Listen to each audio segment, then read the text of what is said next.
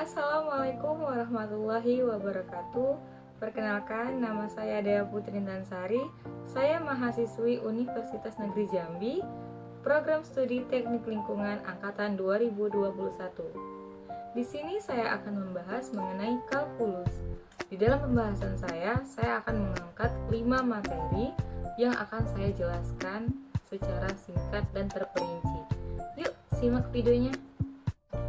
Oke, kita masuk kepada slide pertama, yaitu judulnya kalkulus. 5 materi itu adalah: 1. Penjelasan singkat periode-periode zaman perkembangan kalkulus. Yang kedua, penjelasan singkat mengenai sejarah bapak penemu kalkulus. Yang ketiga, bidang pekerjaan yang berhubungan dengan kalkulus. Yang keempat, contoh penerapan kalkulus dalam kehidupan. Dan yang terakhir, spesifikasi peranan kalkulus dalam teknik lingkungan. Mari kita masuk ke materi pertama, yaitu penjelasan singkat periode-periode zaman perkembangan kalkulus. Kalkulus dalam bahasa Latin artinya itu adalah batu kecil untuk menghitung. Kalkulus adalah cabang ilmu matematika yang mencakup limit, turunan, integral, dan deret tak terhingga.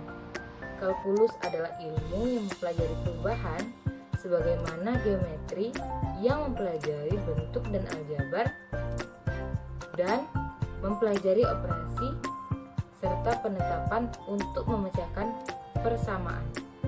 Kalkulus memiliki aplikasi yang luas dalam bidang-bidang sains, ekonomi, dan teknik, serta dapat memecahkan berbagai masalah yang tidak dapat dipecahkan dengan aljabar elementer. Kalkulus dikembangkan dalam 3 zaman atau 3 periode. Zaman pertama adalah zaman kuno, di mana beberapa pemikiran tentang kalkulus integral telah muncul, tetapi tidak dikembangkan dengan baik dan sistematis. Perhitungan volume dan luas yang merupakan fungsi utama dari kalkulus integral bisa ditelusuri kembali pada papirus Moskwa, Mesir, pada tahun 1800 sebelum Masehi, di mana orang Mesir menghitung volume piramida terpancung. Archimedes mengembangkan pemikiran ini lebih jauh dan menciptakan heuristik yang menyerupai kalkulus integral. Zaman pertengahan atau periode kedua. Pada zaman pertengahan, matematikawan India Aryabhata menggunakan konsep kecil tak terhingga pada tahun 499 dan mengekspresikan masalah astronomi dalam bentuk persamaan diferensial dasar. Persamaan ini kemudian mengantar Bhaskara II pada abad ke-12 yang mengembangkan bentuk awal turunan yang memiliki perubahan yang sangat kecil tak terhingga dan menjelaskan bentuk awal dari teorema Rolle. Sekitar tahun 1000, matematikawan Irak Ibn al-Haytham, orang pertama yang menurunkan rumus perhitungan hasil jumlah pangkat 4 dan dengan menggunakan induksi matematika. Dia menggunakan induksi matematika, suatu metode untuk menurunkan rumus umum dari hasil pangkat integral yang sangat penting terhadap perkembangan kalkulus integral. Bersama dengan matematikawan astronom dari mazhab astronomi dan matematika, Kerala menjelaskan kasus khusus dari deret Taylor yang dituliskan dalam teks Yukitabasa. Zaman modern atau periode ketiga.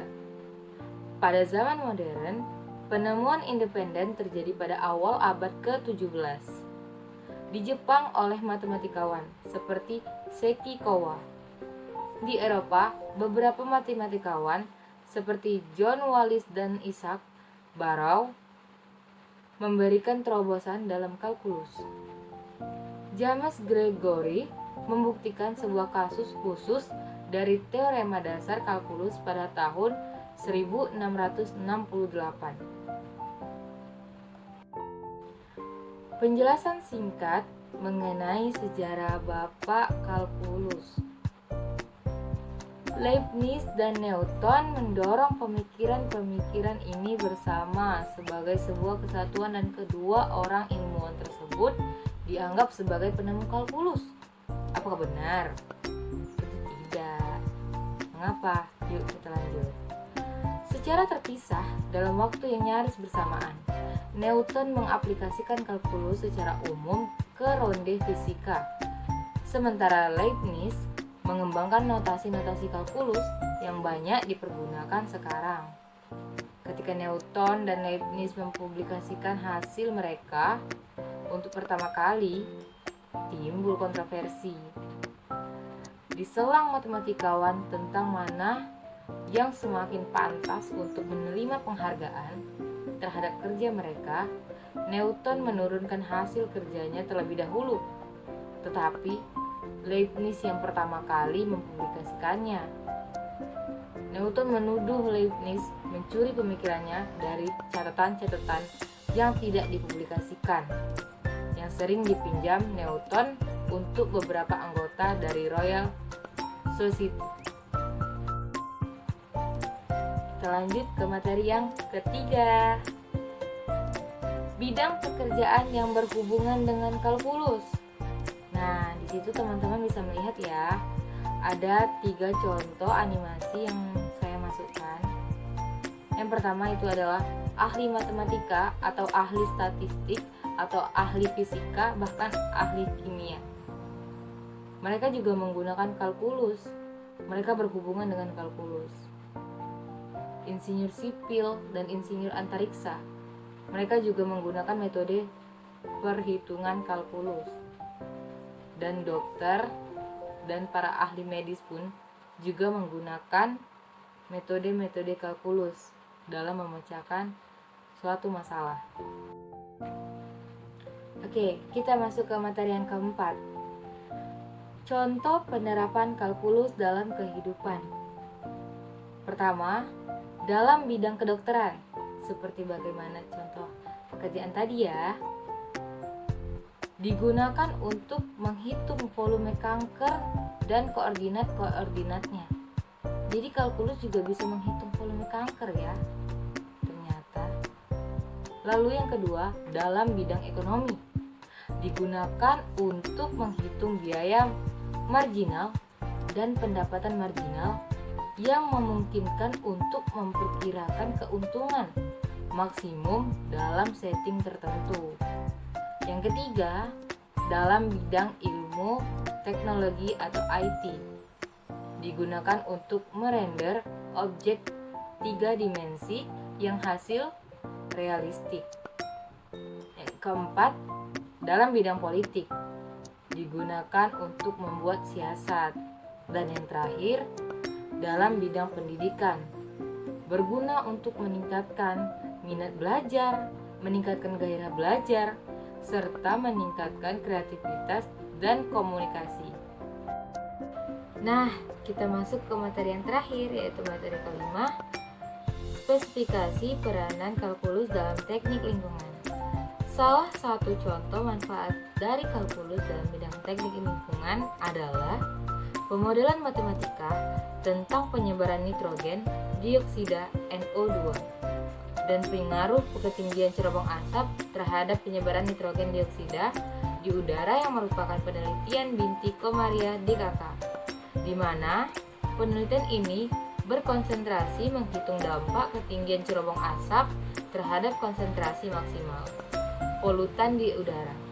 Salah satu metode yang digunakan dalam penelitian ini yaitu penyelesaian numerik persamaan difusi adveksi terhadap pola penyebaran nitrogen dioksida. Hal ini menunjukkan peran penting kalkulus dalam menyelesaikan masalah-masalah yang ada di bidang teknik lingkungan. Menggunakan pendekatan matematis, masih banyak lagi peranan kalkulus dalam teknik lingkungan serta penggunaan metode matematis lainnya untuk menyelesaikan masalah lingkungan.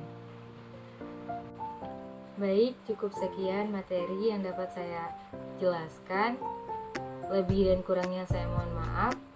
Wabillahi taufiq wal hidayah. Wassalamualaikum warahmatullahi wabarakatuh.